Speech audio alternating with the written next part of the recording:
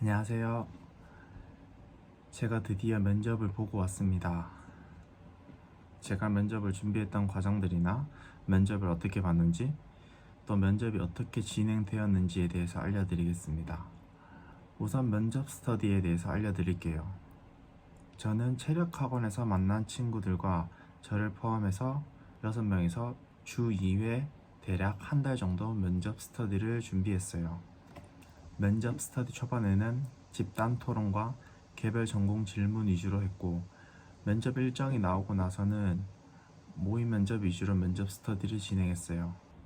저도 남들 앞에서 말을 조리 있게 못하고 많이 떠는 성격인데, 스터디를 같이 하다 보니까 다른 사람들이 사용하는 말들이나 단어들을 많이 듣고 또 말을 많이 하는 연습을 하다 보니까 실전 면접에서는 제가 걱정했던 것보다는 면접을 잘 봤던 것 같아요. 그리고 저희들은 혹시 몰라서 안전체험관에 가서 소방 안전체험도 하고 왔어요.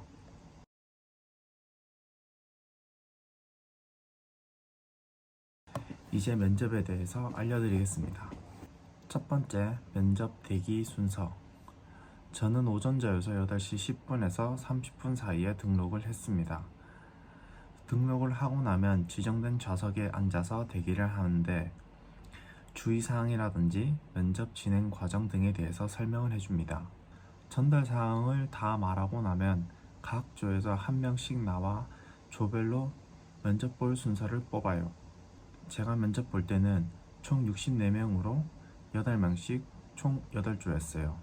조별 순서 추첨이 끝나고 나면 개인 순서 추첨을 해요. 이건 집단 면접 때 자신이 앉을 번호와 개별 면접 때 자기가 들어가서 볼 면접 부스 번호예요. 저는 조별 순서 추첨에서 8번을 뽑고 개별 순서 추첨에서 1번을 뽑아 집단 면접은 두 번째로, 개별 면접은 제일 마지막에 봤어요. 집단 면접은 1번에서 4번까지는 첫 번째로 보고 5번에서 8번까지는 두 번째로 봅니다.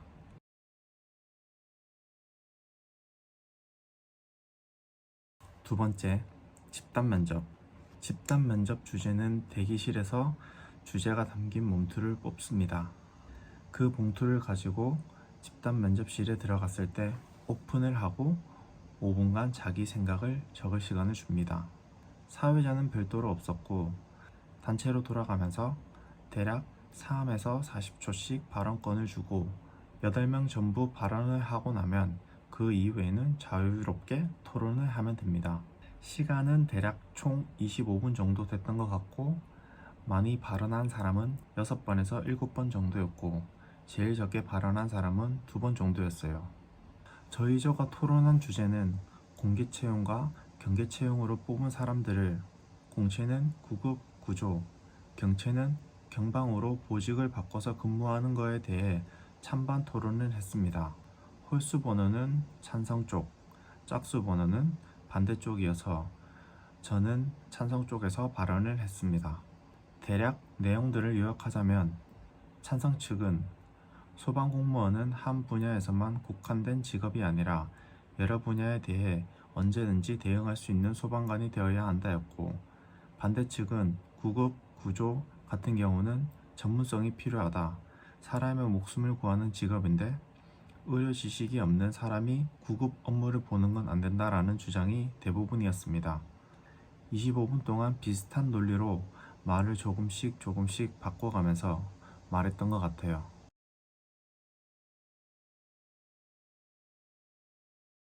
세 번째, 개별 면접. 집단 면접을 보고 난 후에 개별 면접을 봅니다. 면접 시간은 총 10분이고, 저희는 마스크를 벗고 들어가 먼저 인사를 하고 얼굴을 보고 앉은 다음 다시 마스크를 쓰고 면접 진행을 했어요. 개별 면접 분위기를 보니까 압박이나 전공 질문은 거의 없었고, 대부분 저에 대한 질문밖에 없었어요. 제가 받은 면접 주제는 좌우명이 뭔지, 봉사 경험, 지원 동기, 실패 경험, 그리고 마지막으로 하고 싶은 말, 이렇게 5가지였고, 그 사이에 꼬리 질문 3개 정도였던 것 같아요. 대부분 어려운 질문은 없었고, 충분히 그 자리에서도 생각하고도 말할 수 있는 질문들이었어요. 저는 다행히 질문들 모두 준비를 했던 상황이라 막힘없이 술술 대답을 했어요.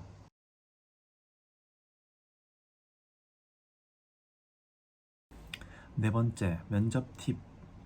사실 면접 팁이라기보단 제가 면접에서 했던 것들을 이야기해 주겠습니다. 우선 면접 스터디에서 말을 많이 하세요. 이상한 소리라도 좋으니까 말을 많이 하는 연습이 제일 중요한 것 같아요.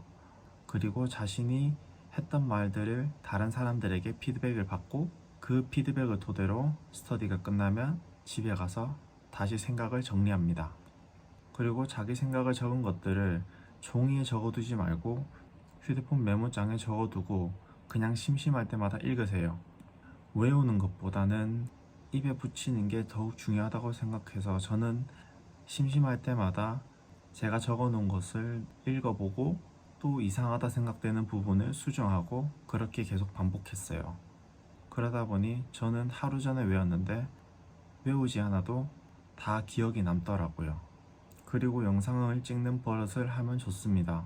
자신이 어떤 말 습관이 있는지 어떤 자세를 하는지 눈으로 볼 수 있어서 객관적으로 판단하기 좋아요. 그리고 제가 제일 좋아하는 이미지 트레이닝.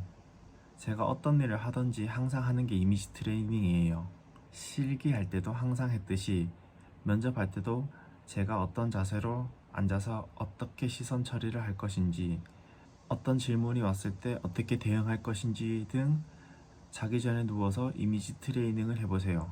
정말 도움이 많이 될 겁니다.